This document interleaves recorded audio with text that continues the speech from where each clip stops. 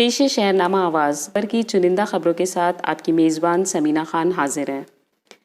Corona کے فعال cases میں 6 دن کے بعد ایک بار پھر 3734 مریض کا اضافہ۔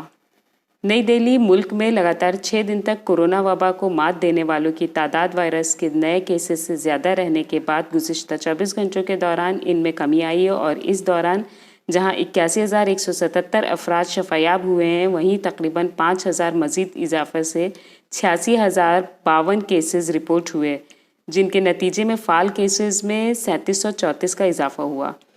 جمعہ کو مرکزی وزارت صحت کی جاری اعداد شمارے کے مطابق گزشتہ 24 گھنٹوں کے دوران کورونا وائرس کے 86,052 نئے کیسز سامنے آئے، جس سے متاثرہ افراد کی مجموعی تعداد 58,18,571 ہو گئی ہے۔ اس عرصے کے دوران 81,177 مریض صحتیاب ہو چکے ہیں۔ اس کے ساتھ ہی اب کورونا سے شفایابی حاصل کرنے والوں کی تعداد 47,56,165 ہو گئی ہے۔ گزشتہ 24 گھنٹوں کے دوران ایکٹیو کیسز کی تعداد 3734 کے اضافے سے مجموعی تعداد 9,70,116 ہو گئی ہے۔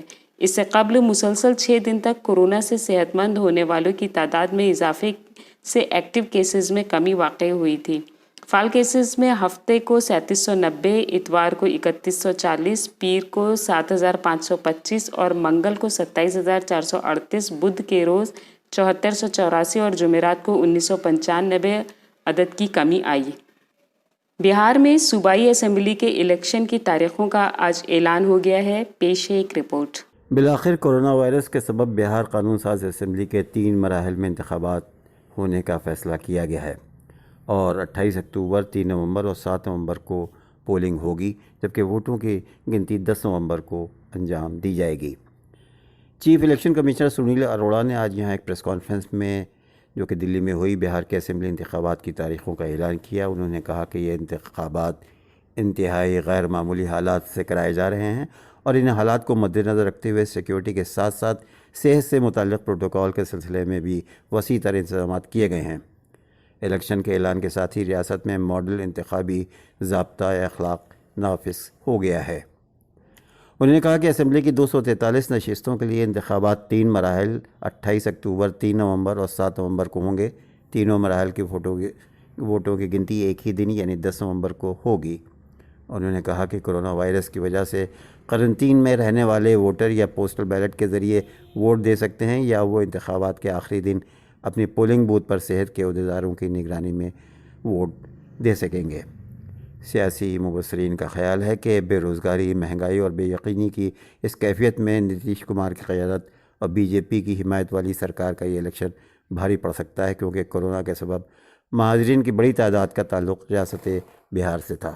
ملک کے مختلف ٹی وی چینلوں کے ذریعے ملک بھر میں پھیلائی جانے والی نفرت پر پابندی کا مطالبہ کے حوالے سے کانگریس کے 2 لیڈروں کی بیویاں بھی سپریم کورٹ پہنچی ہیں۔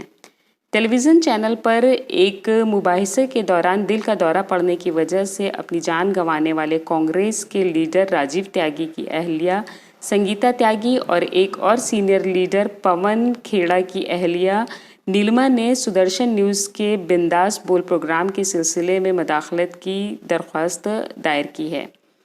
دونوں خواتین نے کچھ اینکروں کے پروگراموں کا حوالہ دے کر انہیں آزادی اظہار کے لیے حق میں فائدہ نہ دینے کی عدالت عظمیٰ سے درخواست کی ہے۔ درخواست گزار دونوں خواتین نے مختلف چینلوں کے 4 اینکروں کے پرائم ٹائم ٹی وی شو کا حوالہ دیتے ہوئے الزام لگایا ہے کہ ان کے پروگرام زیادہ تر فرقہ وارانہ نوعیت کے ہوتے ہیں اور حکمران جماعت کی حمایت کرتے ہیں۔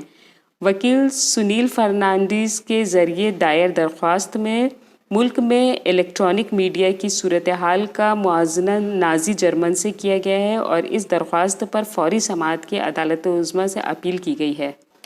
دنیا کے 2 بڑوں یعنی امریکہ اور چین میں بالادستی کے تعلق سے جو لفظی جنگ جاری ہے، اس میں روز بروز تلخی بڑھتی جا رہی ہے۔ اس تفصیلی رپورٹ میں سنتے ہیں کہ جملوں میں کرختگی کی وجہ سے کیا حالات ہیں۔ چین اور امریکہ میں چند مہینوں سے لفظی جنگ جاری ہے، ایک دوسرے پر الزام تراشیوں کا دورہ ہے۔ کورونا کے نمودار ہونے کی وجہ سے امریکہ چین کو ذمہ دار ٹھہرا رہا ہے، مگر اس کے پس پشت کاروباری مقابلہ آرائی اور دنیا پر قبضہ کرنے کی جو کوشش ہے، اس سے دونوں ممالک روز بروز الجھتے ہی جا رہے ہیں۔ میڈیا سے لے کر UNO کے ایوان میں یہ لفظی گتھم گتھے کے مناظر ہیں۔ جملے سخت، توہین آمیز، ناقابل برداشت اور انا کو پامال کرنے والے سنائی دیتے ہیں۔ چین نے کورونا وائرس پر تنقید کے جواب میں اقوام متحدہ کے اعلیٰ سطح کے اجلاس میں امریکہ پر شدید تنقید کرتے ہوئے کہا کہ بس بہت ہو گیا۔ ایک غیر ملکی خبر رساں ایجنسی کے مطابق امریکی صدر ڈونلڈ ٹرمپ کی جانب سے اقوام متحدہ کی جنرل اسمبلی سے سالانہ خطاب میں چین پر حملے کے دوران بعد اقوام متحدہ میں چین کے سفیر زونگ جن نے امریکہ کے عالمی کردار پر شدید نکتہ چینی کی ہے۔ سلامتی کونسل کے عالمی گورننس کے حوالے سے اجلاس سے خطاب میں انہوں نے کہا کہ میں یہ کہوں گا کہ بس بہت ہو گیا، آپ دنیا کے لیے بہت پہلے ہی صحیح مسائل پیدا کر چکے ہیں۔ اجلاس میں کئی ممالک کے سربراہان نے ویڈیو کانفرنس کے ذریعے شرکت کی۔ زونگ جن نے سوال کیا کہ امریکہ میں کورونا کے تقریباً 70 لاکھ مصدقہ کیسز اور 2 لاکھ سے زائد اموات سامنے آ چکی ہیں۔ دنیا کے سب سے جدید طبی ٹیکنالوجی اور نظام کے باوجود امریکہ میں اتنی بڑی تعداد میں کیسز اور اموات کیوں سامنے آئے ہیں؟ انہوں نے کہا کہ اگر کسی کو اس کا ذمہ دار ٹھہرایا جانا چاہیے تو وہ امریکہ کے چند سیاستداں ہوں گے۔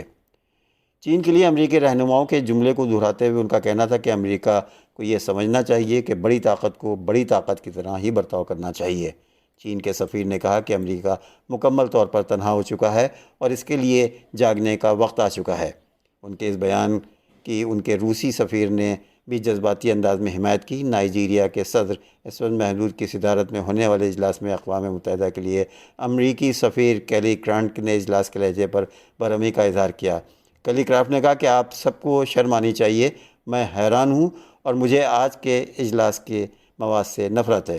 انہوں نے کہا کہ مجھے دراصل اس کونسل کے لیے شرم آ رہی ہے جس کے اراکین نے اس موقع کو عام مسائل کے بجائے سیاسی دشمنی پر توجہ دینے کے لیے استعمال کیا ہے۔ واضح رہے کہ 2 روز قبل امریکی صدر ٹرمپ نے اقوام متحدہ کی جنرل اسمبلی سے خطاب کرتے ہوئے کہا تھا کہ دنیا کو کورونا وائرس کی وبا کے لیے چین کو ذمہ دار ٹھہراتے ہوئے اس کا احتساب کرنا چاہیے۔ اور اب آخر میں 2 دلچسپ خبریں پیش خدمت ہیں۔ باورچی خانے کی پینٹنگ $66 لاکھ کی نکلی۔